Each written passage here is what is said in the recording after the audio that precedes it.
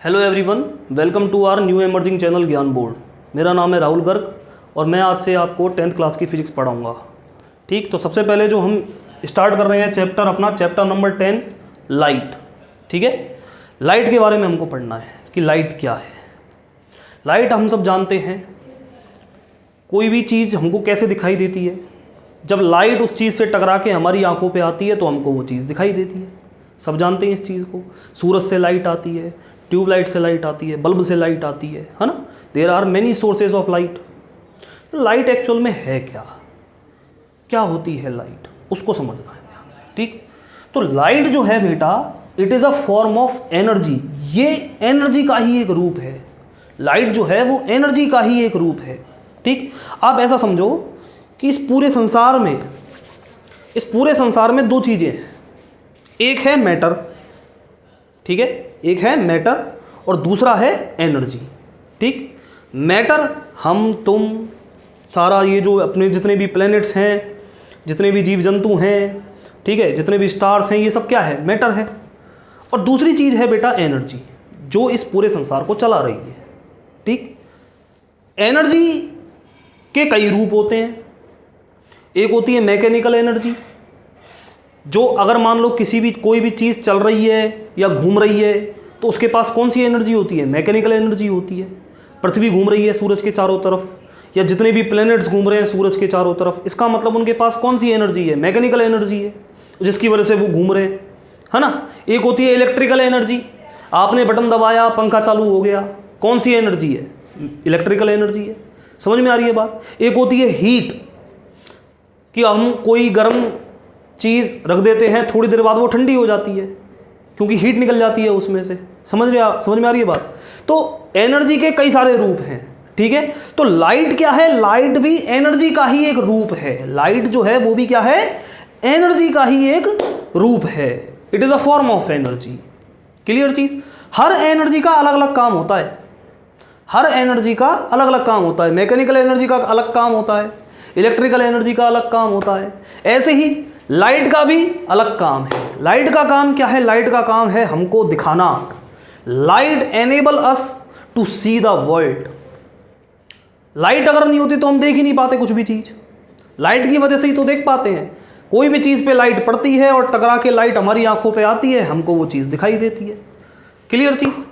अब लाइट जो है बेटा, it is a form of energy. ये बात समझ में आ गई। लाइट की कई सारी घटनाएं होती हैं। लाइट से रिलेटेड कई सारी घटनाएं होती हैं जो हम जानते हैं, जो हमने देखी हैं, जो हम ऑब्जर्व करते हैं डेली लाइफ में। जैसे कि हम जब सुबह स्कूल जाते हैं, हम तैयार होते हैं शीशे के सामने हम, तो मिरर में हमको हमारी इमेज दिखाई देती है। मिरर से लाइट रिफ्लेक्ट होती है, मिरर में क्या बनती है, इमेज बनती है नहीं बनती। हम कोई भी चीज़ देख पा रहे हैं तो किसकी वजह से देख पा रहे हैं, लाइट की वजह से देख पा रहे हैं। ठीक, और कौन सी घटनाएं होती हैं लाइट की, रात में हमको तारे जो हैं वो ट्विंकल ट्विंकल करते दिखाई देते हैं, ट्विंकल ट्विंकल लिटिल स्टार, है ना। तो ये सब घटनाएं किसकी हैं, ये सब घटनाएं लाइट की हैं। क्लियर चीज़। चलो, तो हम इस चैप्टर में हमको मेनली दो घटनाओं के बारे में पढ़ना है। लाइट की दो घटनाओं के बारे में हम पढ़ेंगे। कौन कौन सी बेटा, एक तो रिफ्लेक्शन और एक रिफ्रैक्शन। एक तो है रिफ्लेक्शन और एक है रिफ्रैक्शन। ठीक, इन दो घटनाओं के बारे में हमको पढ़ना है। ठीक, चलो, हाँ जी। तो सबसे पहले हम स्टार्ट करते हैं बेटा रिफ्लेक्शन ऑफ लाइट। ठीक, रिफ्लेक्शन ऑफ लाइट क्या होता है, सिंपल, लाइट का किसी सरफेस से टकरा के वापस आ जाना। लाइट किसी भी सरफेस से टकरा के वापस आ जाती है, तो इसी को हम क्या बोलते हैं, रिफ्लेक्शन ऑफ लाइट बोलते हैं। ठीक है, डेफिनेशन देख लो लाइट की, रिफ्लेक्शन की। Light travelling in a medium incident on a surface and goes back to the same medium. Light किसी मीडियम में चलती हुई आ रही है, किसी सरफेस से टकराई और टकरा के वापस उसी मीडियम में लौट गई। इसी को हम क्या बोलते हैं, लाइट का रिफ्लेक्शन। समझ में आ गई बात। सिंपल डेफिनेशन है बिल्कुल। रिफ्लेक्शन आप सब जानते हो। अब सवाल ये है कि लाइट आ रही है, किसी भी सरफेस से टकरा के कौन सी डायरेक्शन में जाएगी, क्या किसी भी डायरेक्शन में जाती है या कोई फिक्स होती है डायरेक्शन?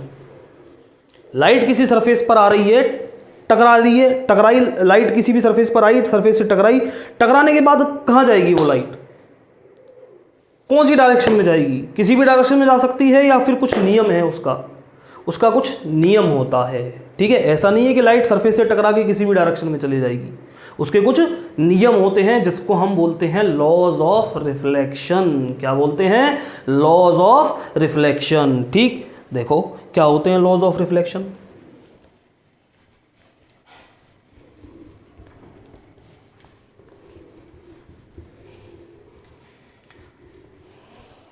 ठीक, लॉज ऑफ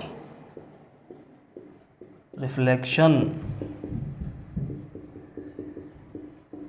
देखो, लॉज ऑफ रिफ्लेक्शन से पहले एक चीज समझो कि जैसे मान लो लाइट आ रही है कहीं से, जैसे सूरज से लाइट आ रही है या ट्यूबलाइट से लाइट आ रही है या बल्ब से लाइट आ रही है, तो उसको हम दिखाते कैसे हैं? उसको हम दिखाते हैं ऐसे, एक लाइन ड्रॉ करते हैं और ऐसे एक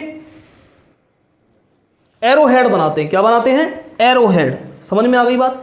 एरो हेड बनाते हैं। ये एरो हेड किसको रिप्रेजेंट करता है? ये एरो हेड रिप्रेजेंट करता है कि लाइट कौन सी डायरेक्शन में आ रही है। एनर्जी आ रही है, एनर्जी कौन सी डायरेक्शन में? लाइट क्या है? एनर्जी तो है, तो एनर्जी कौन सी डायरेक्शन में आ रही है। समझ में आ रही है बात? एक लाइन ड्रॉ करते हैं और उस पर क्या लगाते हैं? एक एरो हेड लगाते हैं। ठीक है, इस चीज को हम बोलते हैं रे ऑफ लाइट। क्या बोलते हैं बेटा? Ray of light. समझ में आ गई बात? Ray of light. Ray of light कुछ नहीं है, रे ऑफ लाइट बस लाइट जो आ रही है उसको दिखाने का एक तरीका है। ठीक है, कि एनर्जी जो आ रही है वो कौन सी डायरेक्शन में आ रही है। Ray of light. ठीक है, तो रे ऑफ लाइट क्या होती है? Direction of propagation of light. Direction of propagation of light. Propagation का मतलब है चलना, है ना? Direction of propagation of light, उसी को ही हम क्या बोलते हैं? रे ऑफ लाइट बोलते हैं। समझ में आ गई बात कि लाइट कौन सी डायरेक्शन में आ रही है। ठीक, चलो अब देखो बेटा, laws of reflection. Laws of reflection क्या होते हैं भाई? कि भाई मान लो हमने रिफ्लेक्शन, हमको समझ में आ गया कि भाई लाइट जो है वो किसी भी सरफेस से टकराई और टकरा के वापस उसी मीडियम में चली गई, उसको रिफ्लेक्शन बोलते हैं। बट टकराने के बाद वो कौन सी डायरेक्शन में जाएगी? तो वो डायरेक्शन जो है वो ऐसा नहीं है कि किसी भी डायरेक्शन में जा सकती है लाइट। टकराने के बाद लाइट कौन सी डायरेक्शन में जाएगी, ये बात कौन बताता है हमको? ये बात बताता है हमको लॉज ऑफ रिफ्लेक्शन। कौन बताता है? Laws of reflection. ठीक, तो there are two laws of reflection. There are two laws of reflection. पहला लॉ क्या है रिफ्लेक्शन का? पहला लॉ क्या है? देखो समझो, जैसे मान लो ये हमारी एक सरफेस है। पहला लॉ समझो रिफ्लेक्शन का, ये हमारी एक सरफेस है और मान लो ऐसे लाइट आ रही है, ये मैंने एक लाइट की क्या बना दी? एक रे बना दी लाइट की। ठीक, ये रे इस सरफेस पर आई, सरफेस से टकराई और टकराने के बाद ये ऐसे क्या हो गई? मान लो रिफ्लेक्ट हो गई। समझ में आई बात? ये रे आई, सरफेस से टकराई, टकराने के बाद क्या हो गई बेटा? रिफ्लेक्ट हो गई। तो जो रे आ रही है सरफेस पे, इसको हम बोलते हैं इंसिडेंट रे। क्या बोलते हैं? Incident ray. यानी कि जो रे आ रही है, इंसिडेंट रे। जो टकरा के चली गई उसको बोलते हैं रिफ्लेक्टेड रे। क्या बोलते हैं बेटा? Reflected ray. क्लियर चीज? जो रे आ रही है उसको हम क्या बोलते हैं? Incident ray. और जो रे चली गई टकरा के उसको हम क्या बोलते हैं? Reflected ray. ठीक, जिस पॉइंट पर ये रे आई उस पॉइंट पर हम क्या करते हैं? ऐसे एक लाइन ड्रॉ करते हैं जो कि सरफेस के परपेंडिकुलर होती है। एक लाइन हम ड्रॉ करते हैं जो कि सरफेस के क्या होती है बेटा? परपेंडिकुलर होती है। इस लाइन को बोलते हैं नॉर्मल। क्या बोलते हैं? नॉर्मल। समझ में आई बात? जो रे आ रही है उसको क्या बोलेंगे? Incident ray. जो रे टकरा के वापस चली गई उसको क्या बोलेंगे? Reflected ray. और जिस पॉइंट पर ये रे आई उस पॉइंट पर हमने क्या किया? एक लाइन ड्रॉ की जो कि सरफेस के क्या है? परपेंडिकुलर है। उस लाइन को हम क्या बोलते हैं? नॉर्मल बोलते हैं। ठीक, अब ये इंसिडेंट रे और नॉर्मल के बीच में जो ये एंगल बन रहा है ना बेटा, ये इंसिडेंट रे और ये नॉर्मल के बीच में जो एंगल बन रहा है इसको हम लिखते हैं आई। आई को हम बोलते हैं एंगल ऑफ इंसिडेंस। क्या बोलते हैं बेटा? Angle of incidence. Angle of incidence. Clear? ऐसे ही रिफ्लेक्टेड रे जो है वो भी कुछ ना कुछ एंगल बना रही है नॉर्मल से, तो उसको हम लिखते हैं आर। आर को हम क्या बोलते हैं? Angle of reflection, angle of reflection. समझ में आई बात?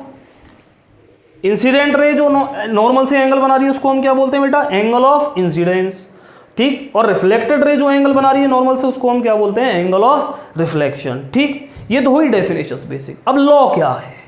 लॉ क्या है? पहला लॉ क्या कहता है? पहला लॉ सिंपल सी एक बात कहता है कि एंगल आई जो है वो हमेशा किसके इक्वल होगा?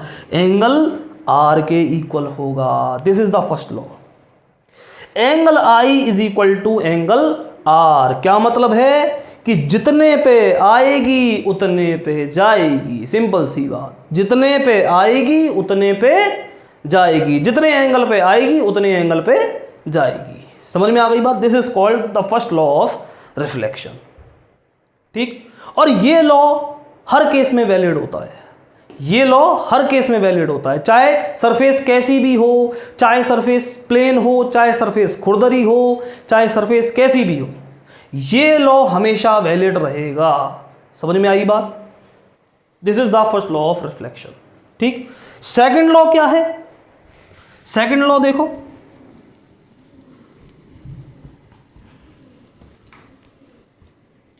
सेकंड लॉ क्या है कि मान लो ये सरफेस, अगेन ये इंसिडेंट रे, ये नॉर्मल, ये रिफ्लेक्टेड रे, ठीक। तो सेकंड लॉ क्या कहता है बेटा? सेकंड लॉ कहता है कि incident ray, reflected ray and normal lie in the same plane. Incident ray, reflected ray and normal lie in the same plane. क्या मतलब है इसका? कि ये इंसिडेंट रे है, ये रिफ्लेक्टेड रे और ये नॉर्मल, ये तीनों एक ही प्लेन में होते हैं, एक ही प्लेन में होते हैं। एक ही प्लेन का मतलब क्या है? जैसे देखो, ये एक इंसिडेंट रे है, ये नॉर्मल है, ठीक। ये इंसिडेंट रे है, ये नॉर्मल है, ये दोनों इस प्लेन में हैं, बोर्ड के प्लेन में।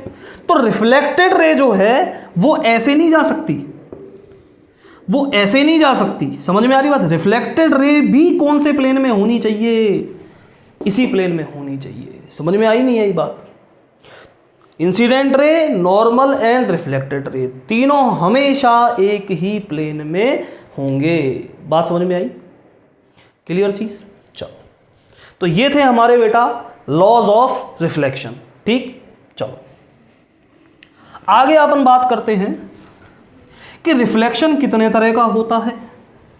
रिफ्लेक्शन कितने तरह का होता है, ठीक। Types of reflection, types of reflection. तो देखो बेटा, रिफ्लेक्शन जो है वो दो तरह का होता है, ठीक। रिफ्लेक्शन जो है वो दो तरह का होता है। कौन कौन सा? एक होता है बेटा रेगुलर रिफ्लेक्शन, रेगुलर रिफ्लेक्शन, और एक होता है बेटा डिफ्यूज्ड रिफ्लेक्शन। डिफ्यूज्ड या इर्रेगुलर भी बोल देते हैं इसको, डिफ्यूज्ड या इर्रेगुलर रिफ्लेक्शन, ठीक है। देखो ध्यान से समझो, रेगुलर रिफ्लेक्शन और दूसरा कौन सा है? डिफ्यूज्ड या इर्रेगुलर रिफ्लेक्शन, ठीक। रेगुलर रिफ्लेक्शन क्या होता है भाई? कि रिफ्लेक्शन जिस सरफेस से हो रहा है वो सरफेस अगर बिल्कुल प्लेन है, रिफ्लेक्शन जिस सरफेस से हो रहा है वो सरफेस बिल्कुल प्लेन है, स्मूथ सरफेस है बिल्कुल, तो उस रिफ्लेक्शन को हम बोलेंगे रेगुलर रिफ्लेक्शन। क्या बोलेंगे? रेगुलर रिफ्लेक्शन, ठीक। थोड़ा सा गहराई में समझो इसको। देखो, जैसे मानो हमारे पास एक प्लेन सरफेस है। कैसी सरफेस है बेटा? एक प्लेन सरफेस है, ठीक है। ध्यान से सुनना, एक प्लेन सरफेस है और मान लो ऐसे कई सारी रेज आ रही हैं जो एक दूसरे के क्या हैं? पैरेलल हैं, ठीक है। ये एक रे है इंसिडेंट रे, ये एक दूसरी इंसिडेंट रे, ठीक है। 2 रे ले ली मैंने, कितनी भी आ सकती हैं, कितनी भी बना लो, 2 रे ले ली मैंने, ठीक। दोनों रे इस सरफेस पर आई, ये इस पॉइंट पर आई, ये इस पॉइंट पर आई, दोनों पॉइंट पर मैंने नॉर्मल बना दिया, ठीक। दोनों रे एक दूसरे के कैसे आ रही थी, पैरेलल आ रही थी, नहीं आ रही थी। अब अगर टकराने के बाद, अगर प्लेन सरफेस है, अगर सरफेस कैसी है, प्लेन है, तो टकराने के बाद भी ये दोनों रे कैसी होंगी, पैरेलल होंगी। बोलो समझ में आई नहीं आई बात। अगर सरफेस प्लेन है तो टकराने के बाद भी ये दोनों रे कैसी होंगी, पैरेलल होंगी। इस तरह के रिफ्लेक्शन को हम क्या बोलते हैं, रेगुलर रिफ्लेक्शन। क्या बोलते हैं बेटा, रेगुलर रिफ्लेक्शन, ठीक। तो रेगुलर रिफ्लेक्शन क्या लिखेंगे, if the parallel incident raise, if the parallel incident rays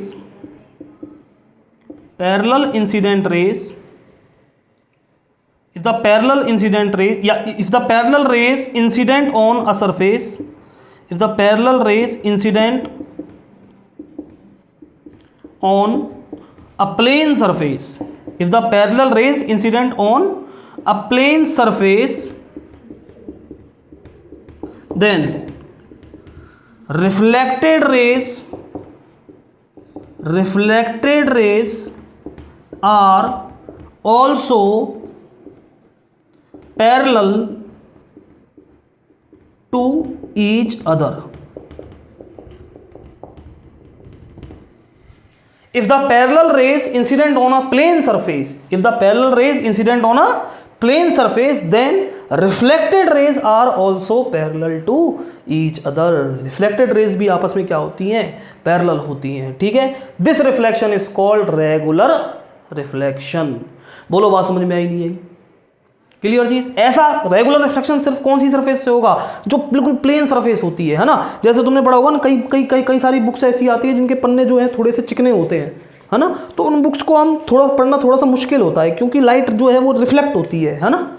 यानी कि एक पर्टिकुलर डायरेक्शन से ही देखेंगे तो ही हमको वो अक्षर जो है दिखाई देते हैं, ठीक है। सब डायरेक्शंस में दिखाई नहीं देते। समझ में आई बात, क्योंकि लाइट जो है वो टकरा के एक पर्टिकुलर डायरेक्शन में ही जा रही है, क्योंकि वो सरफेस क्या है, बहुत ही स्मूथ सरफेस है। समझ में आ रही बात। तो कौन सा रिफ्लेक्शन हो रहा है वहां पे, रेगुलर रिफ्लेक्शन। कौन सा, रेगुलर रिफ्लेक्शन। समझ में आई बात।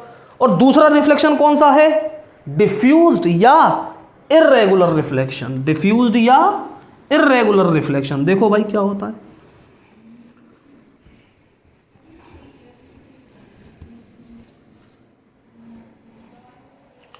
डिफ्यूज्ड या इर्रेगुलर रिफ्लेक्शन।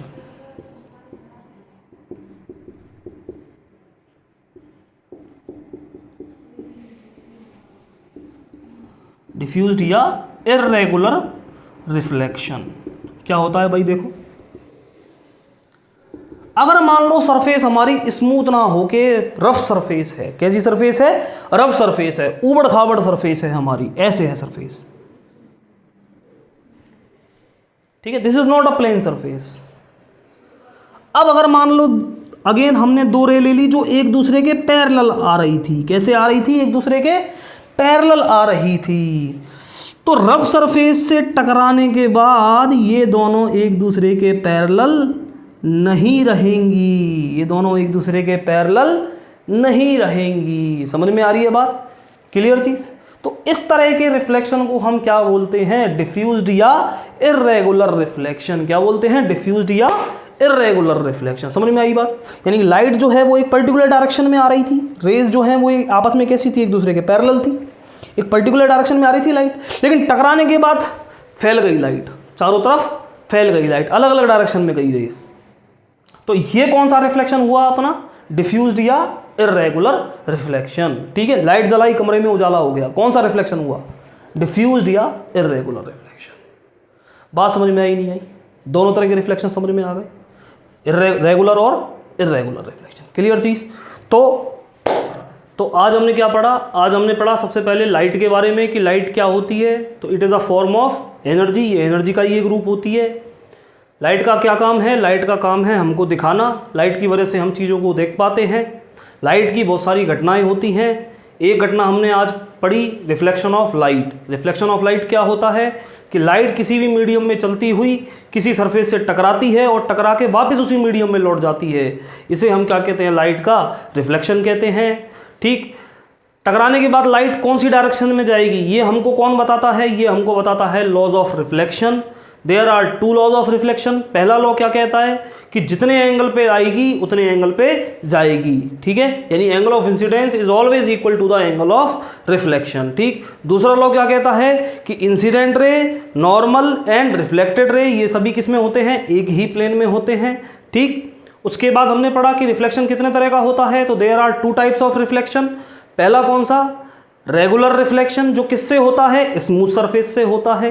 जो स्मूथ सरफेस होती है उसमें क्या होता है कि अगर लाइट की रेस पैरेलल आ रही हैं तो वो टकराने के बाद भी क्या रहेंगी, एक दूसरे के पैरेलल रहेंगी। इस रिफ्लेक्शन को हम क्या बोलते हैं, रेगुलर रिफ्लेक्शन। दूसरा कौन सा होता है, डिफ्यूज रिफ्लेक्शन। डिफ्यूज रिफ्लेक्शन क्या किससे होता है, खुरदरी सरफेस से होता है, रफ सरफेस से होता है।